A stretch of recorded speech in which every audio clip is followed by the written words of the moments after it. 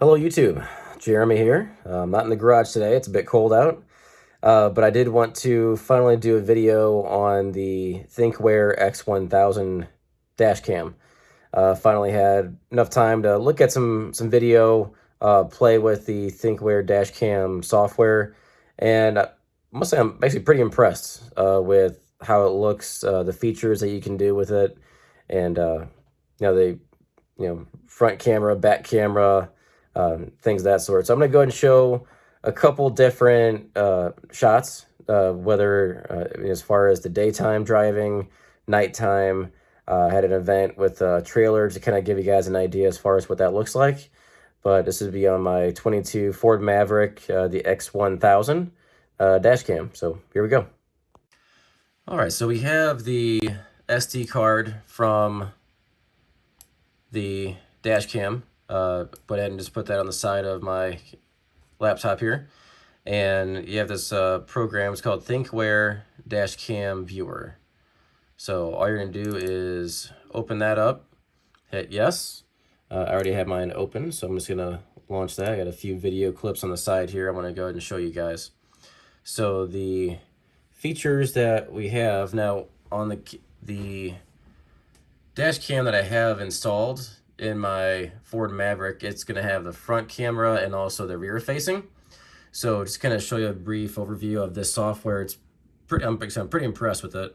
On the bottom left, it's going to show your miles per hour, and there is a separate GPS adapter that you have to purchase if you want the mileage speed. And also there's a map feature, which I'll show you guys that here in just a moment. But if you do have that GPS adapter, I believe it was $39.99, so 40 bucks on the Thinkware website. But you can actually get those features in there. If you're not worried about speed and location, then you can just obviously disregard. You'll still have the front camera and rear camera access. So the first video I want to show is this one here. I'm just gonna pause it. So as you can see, a bit of an overview. I got my trailer over here, but you have your front camera access, your rear camera here, and then you also have your miles per hour.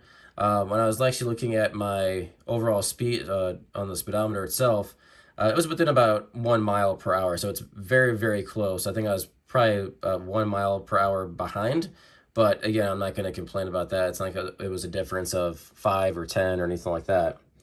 Now over here, you're going to have, if you can see it, you're going to have two different files, but you're going to see this little link here. That's going to link your front video and your rear video. So whenever you play it, it's going to play both. But say if you wanted to focus on something that's behind, you can double click the rear video and that'll put that on your main window. And then you have your front facing now over here. So you actually get benefits there. Again, your speed's over here. If you're only worried about one video at a time, you can click on the map and it'll actually even show you where you are at on the map itself. Pull that back up. Hit pause. So from here you can actually zoom out, zoom in, and it'll show you exactly on Google Maps where that video took place. So pretty impressive. Here's a night shot. My trailer's back here. So obviously if you can't really see anything from behind, but anything on the sides, I did want to give you a preview as far as what that, rear camera can still see in view. And again, it still has your map, lets you know section by section. We can go back to the other camera so we can see both at the same time. So that's a little highway trailer night shot. All right, so this clip is a small one, a bit of some back roads out by Six Flags out here in St. Louis, Eureka. So it's going to show, let me pull up your front camera. So I was passing some Christmas lights, so you can tell on the front here, and you can also zoom this in if you want. There's a zoom in feature. So if you want to focus on like a license plate or anything like that, you can, or you can actually go here and go to full screen and hit play. And it'll just obviously full screen, it's only going to do one video at a time, but definitely have the perks and benefits of either one. So again, I have my trailer hooked up. Let me go back here, start from the beginning. And again, it has your speed. You can look at your map, see where you are location-wise. And you also have the trailer. So obviously, if you're out in the middle of nowhere, you're probably not going to have too much access to see anything. But again, with the Christmas lights over here, does a pretty good job of picking that up, considering it's, dead at night. It does a pretty good job of, still getting access for that.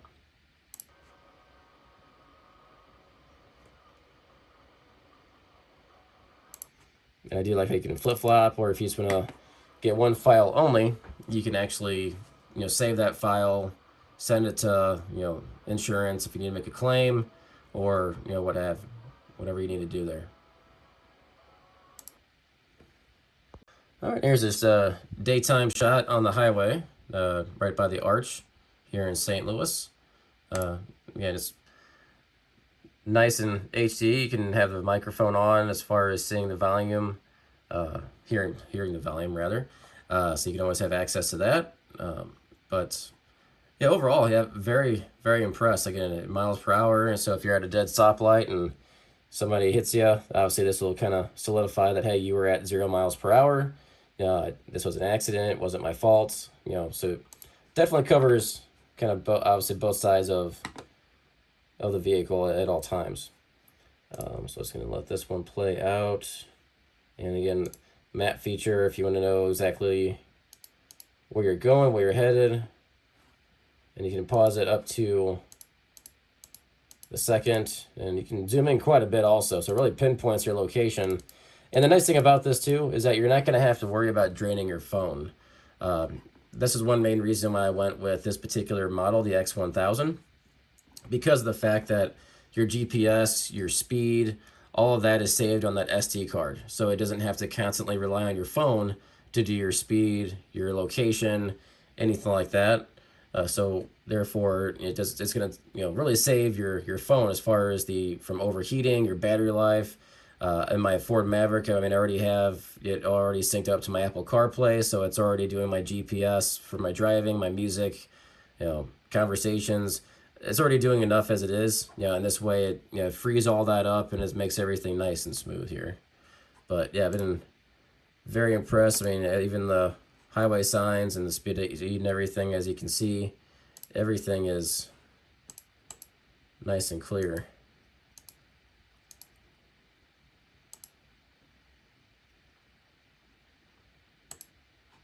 And again, if you wanted to zoom in, you can. And then you can actually take this exactly where you want to see, or look rather. It has your exit number, your signs. It has your recording dates, the exact time. And it's got a lot of fun, cool features on there. Very, very impressed.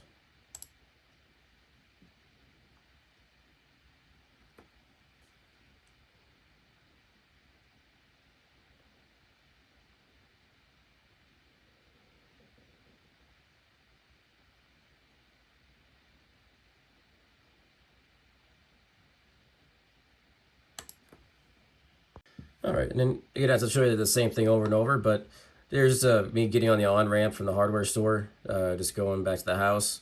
But yeah, just showing again, as far as the overall speed, location, and again, if you just wanted to do the camera, it does a really good job of getting everything on both sides of the vehicle.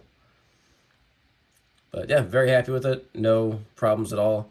It does typically save up to a few days.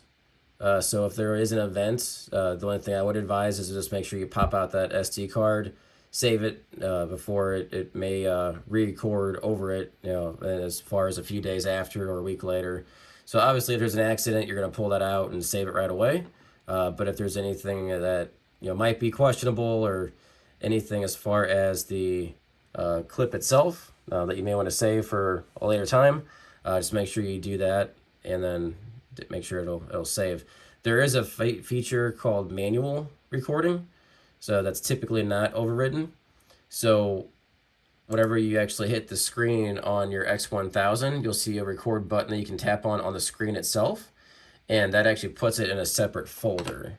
So to kind of show you real quick, what you'll see on your SD card is, let's see, pull it back up here.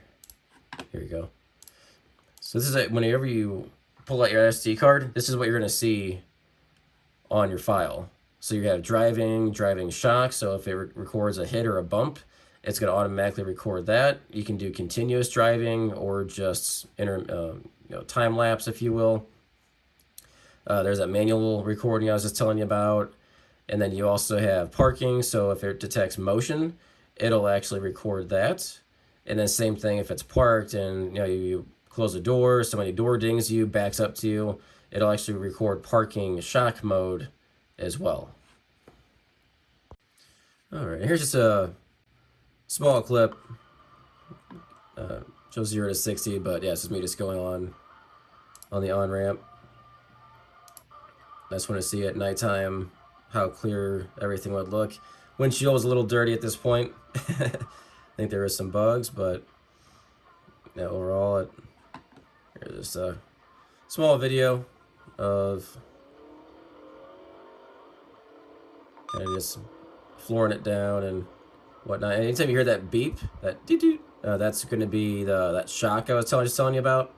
So if it records any type of big movement due to the shock sensor inside the dash cam, it's going to automatically, you can change the settings on any of these options, but you can definitely change those options if you want it on continuous, if you don't want to record shock, whatever you want to do. I mean, it's your camera, so you can definitely modify it any way that you like. So just want to show you those couple clips that I did. Again, very happy with the quality.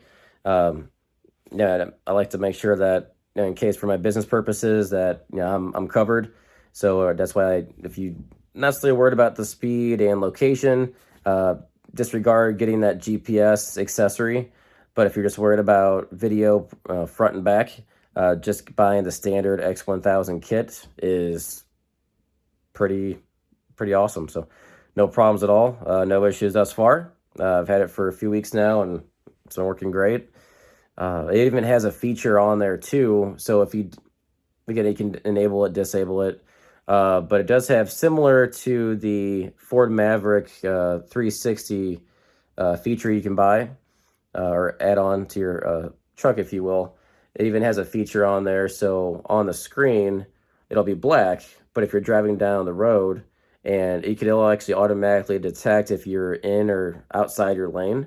So you'll see hear a little bit of a beep, and it also like a knock. And it also will flash on the screen to let you know that, hey, you're not in your lane. So you can disable that. It can get a little annoying. Same thing for if you're parked or at a stoplight, someone's in front of you and they start to leave. If you're not paying attention, if you're on your phone, hopefully you're not, but it'll actually kind of give you a ding notice as well to say, hey, the car in front of you is no longer there. It's time to pay attention and keep going. So there's a little bit of extra safety features, which is pretty nice. So again, up to you if you want to go ahead and enable or disable those features, but I just wanted to show you those videos. So hopefully that helped. If you have any questions, let me know. Thanks, guys.